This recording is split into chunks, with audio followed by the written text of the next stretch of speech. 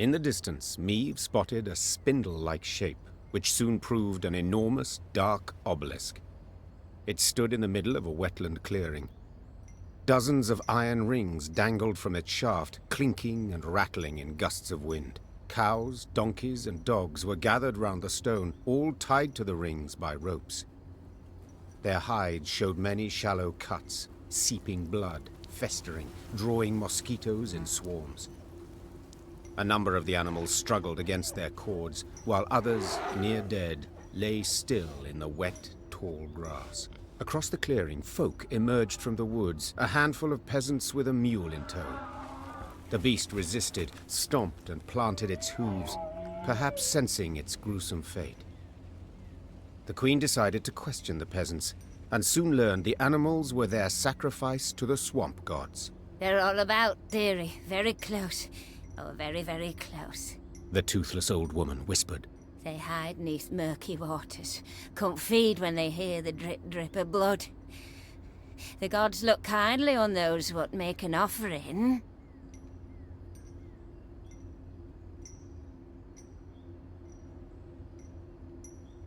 All lands have their customs. All lands have their gods, said Meave. 'Twould be rash to offend them.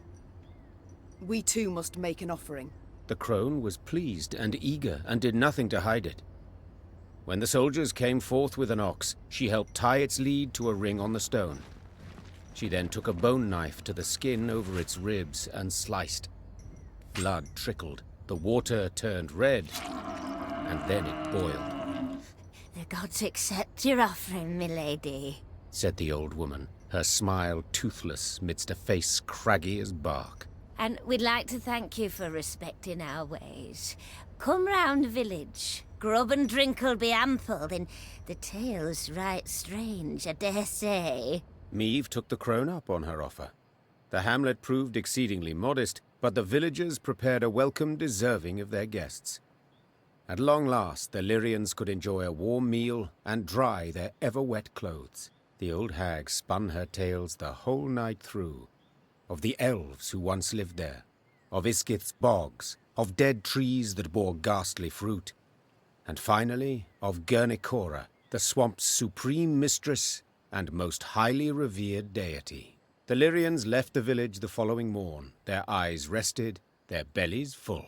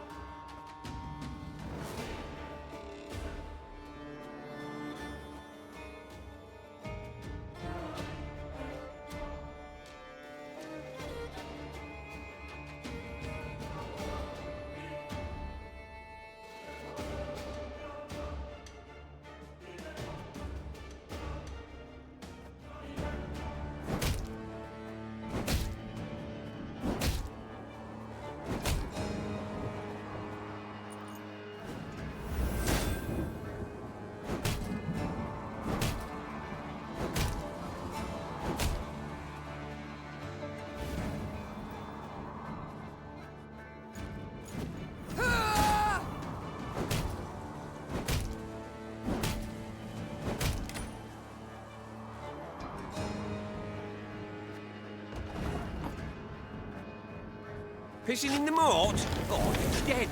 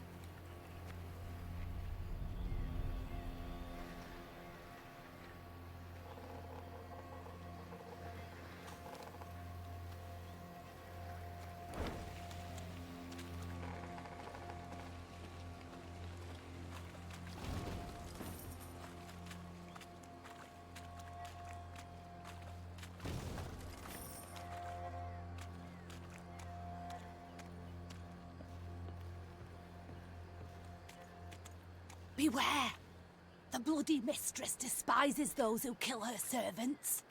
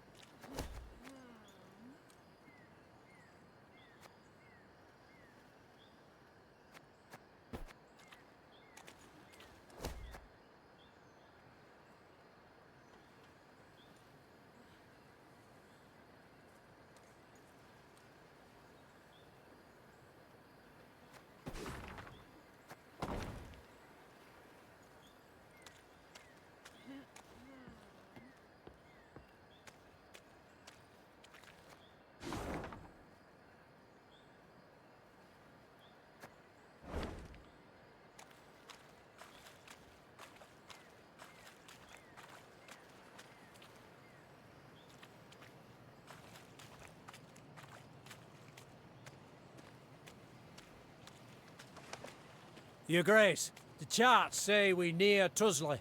Angren renders charts helpless to show the way, I fear. Soon we shall halt to sight our exact position. We will know then if our path is true. As you wish, Your Grace.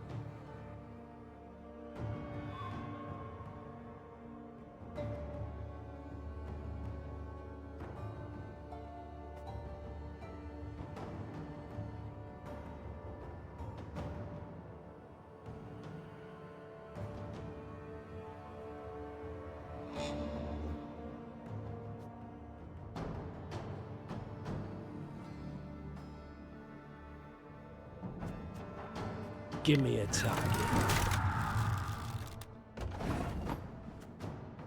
Our ballista, your command.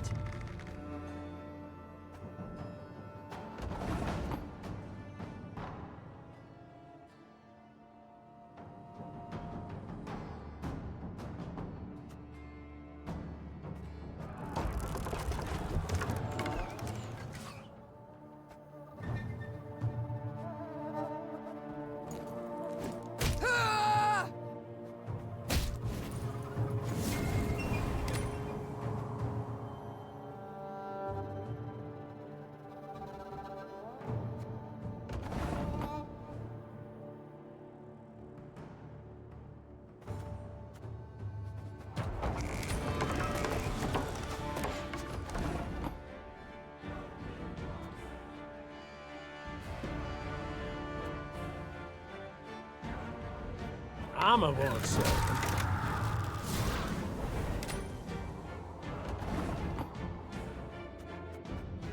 Lyria!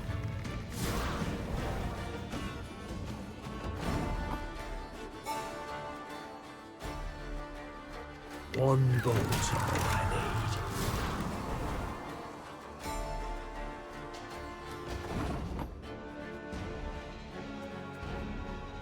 Give me a target.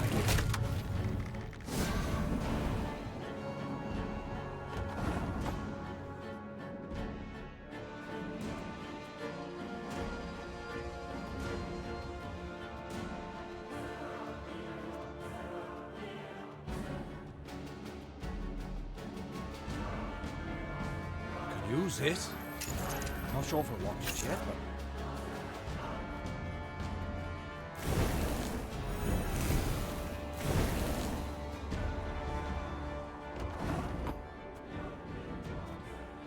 Our ballista, your command. Armor won't save them.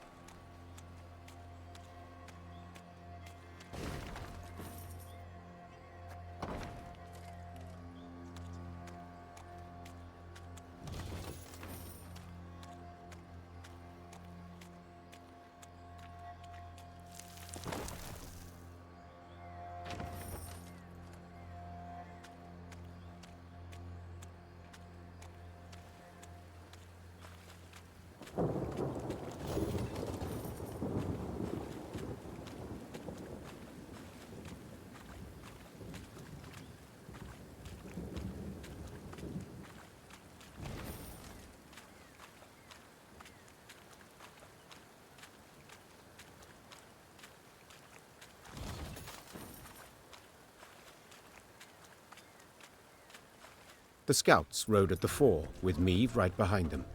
Their task, to find safe passage for the rest of the force. One among them probed for the quagmire's depth, a pole of 5 ells in hand. Suddenly, all heard a loud clang. The scouts dismounted, then heaved a bronze statue from the mire. Once it was cleaned of slime and muck, Meave instantly recognized its elven handiwork. The sculpture was exceedingly well preserved, save one detail. Someone had removed its face, leaving a black hole in its stead. Search the environs! Ordered Meave. Amongst some brambles, they discovered the entrance to a vast tomb. Its doors had been torn open. On the ground before them lay scattered bones, some yellowed with age, others fresh, cracked and tattered from having been gnawed. Meave stood silent and contemplating at the tomb's threshold. Then, torch in hand, she entered and waded into fetid waters. Her soldiers followed close, arms at the ready, a nervous sweat on their brows. Frescoes on the tomb walls depicted Angren swamps and the beasts that prowled them. 2 words were inscribed over the largest of the horrors: Gwern Iker. The bloody mistress! Barnabas Beckenbauer whispered. Suddenly, a roar thundered from deeper inside the tomb. Neve turned from the frescoes to see monstrous eyes blazing in the dark.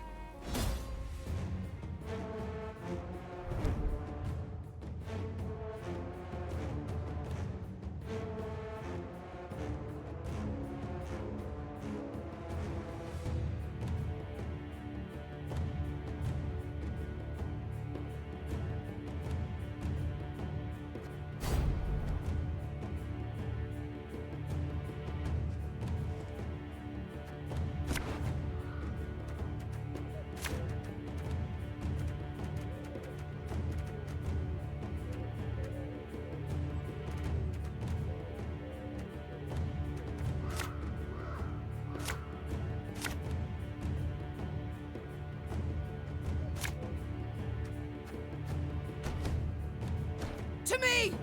We'll not die this day!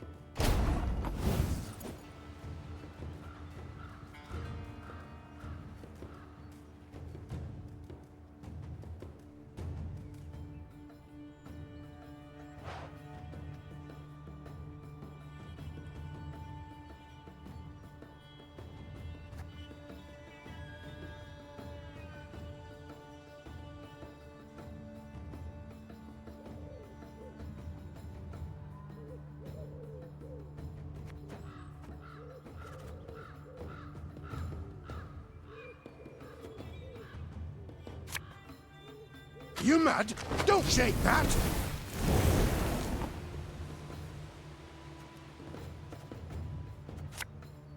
This could hurt. It's so dark and wet. Why is it everywhere we go is dark and wet?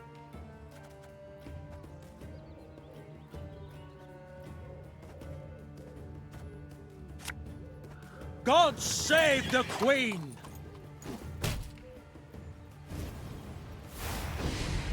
To the last!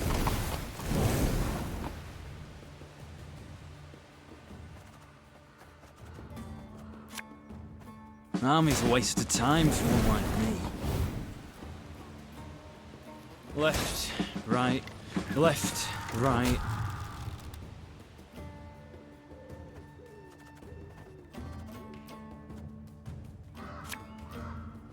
Getting to work.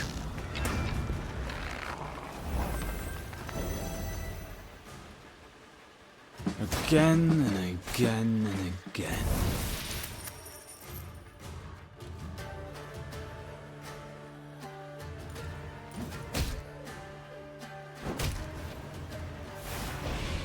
Yeah!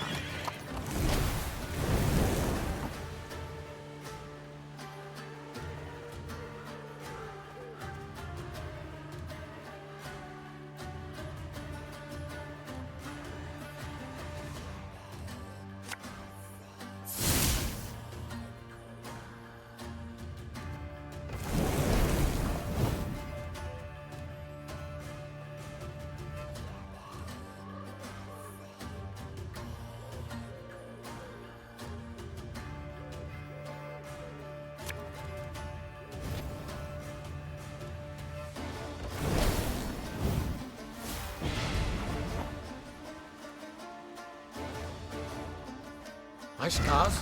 No, they don't hurt.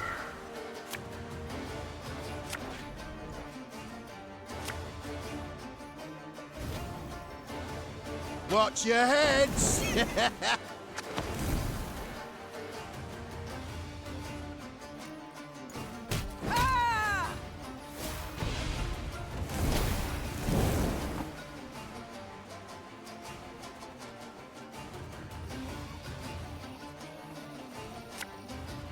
Company! Forward march!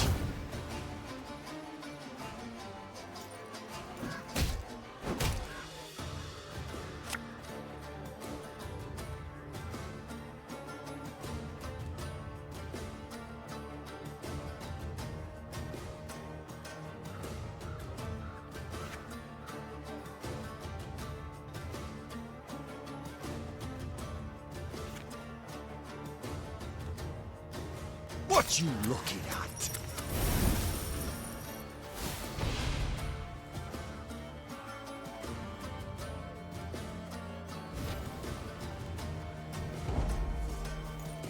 I think that's the last of them. But keep your weapons at the ready.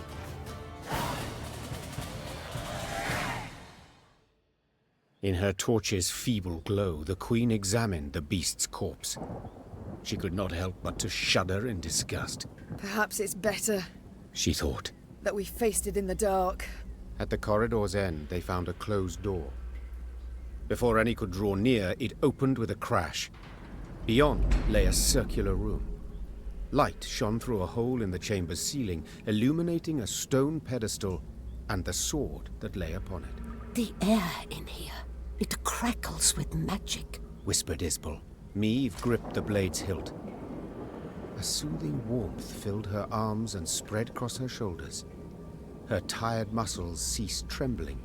Her fingers, stiff as sticks, relaxed. She brandished her prize, the air hissing as the blade sliced through it. She then nodded approvingly. The reward had been worth the risk. Barnabas Beckenbauer, a gleam in his eye, asked to look at the unsheathed sword. The gnome studied the quillions intently, having spotted an inscription there. Can you say what's written there? Asked Meave. Yes, perhaps. They're clear, the words. Their meaning, not necessarily so. Wieldeth me, and loseth not hope amongst the blood-red waters. It sounds like a riddle, but I've no wish to solve. We should move on, and quickly so.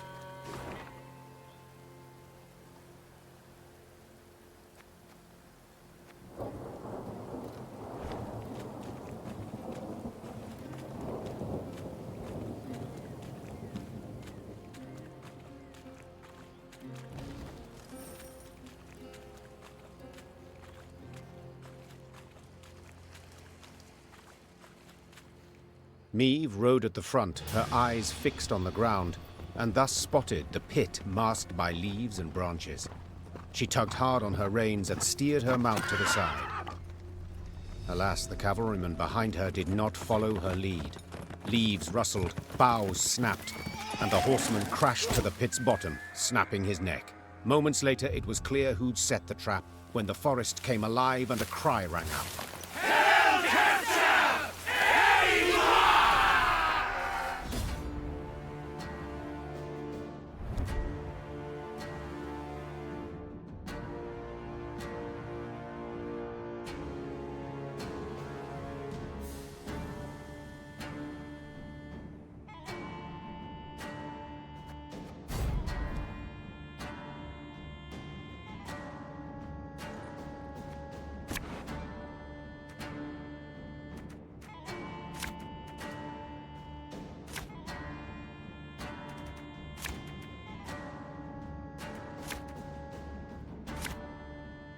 It's a trap! Rally to me! Twa and Katza!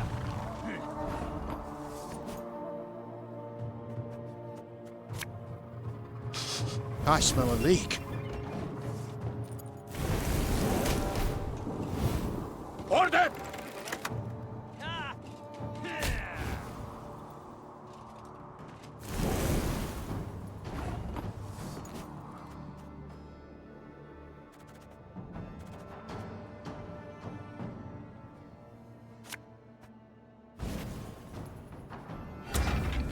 You mad?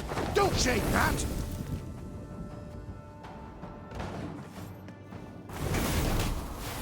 Is that why?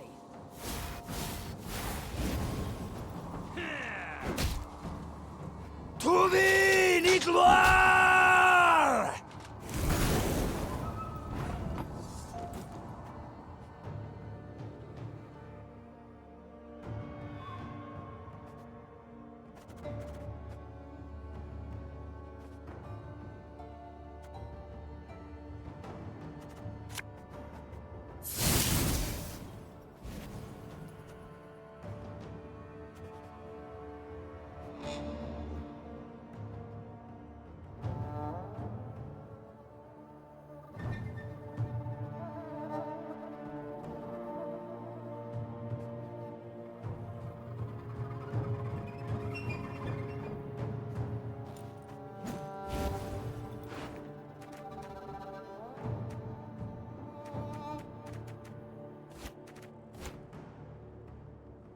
Army's a waste of time for one like me. My scars? No, they don't hurt.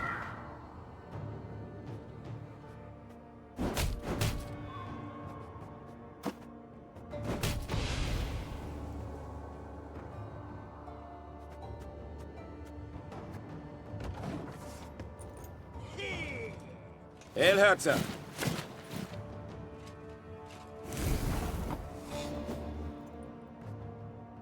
For the Queen!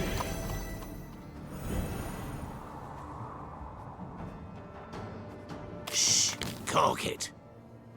God save the Queen!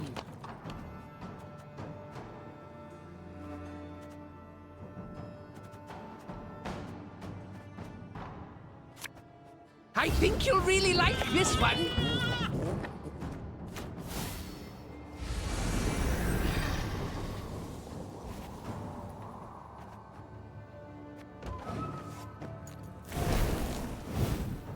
Yes.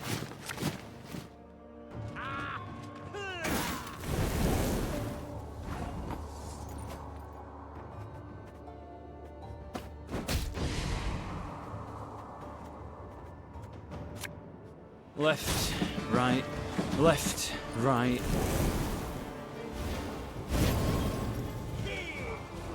Your life is mine now.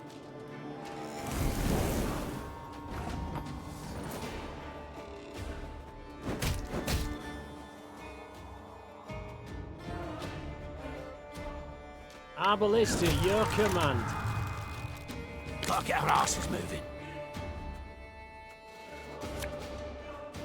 Again and again and again. Wise choice.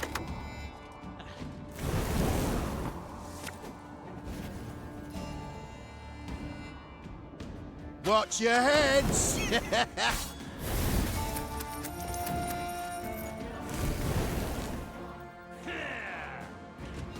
Alba!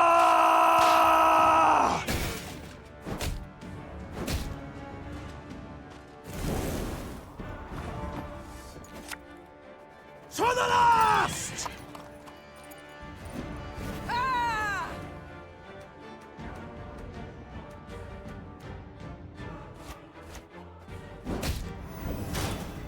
We must trust each other.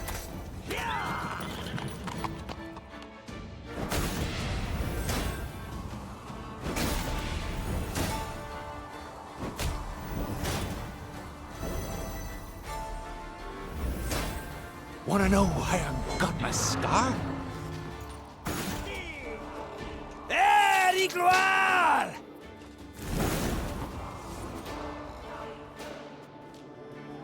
Feel any burning? See a local healer or wise woman.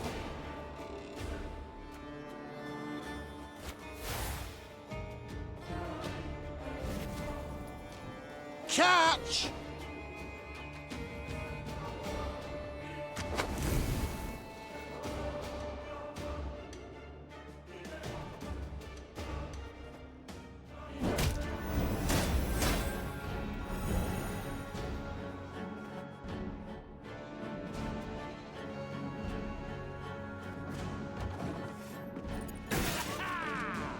My prescription, a bit of bloodletting.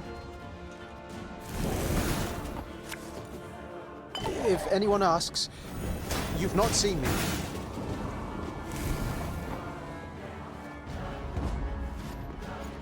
Retreat! Fall back!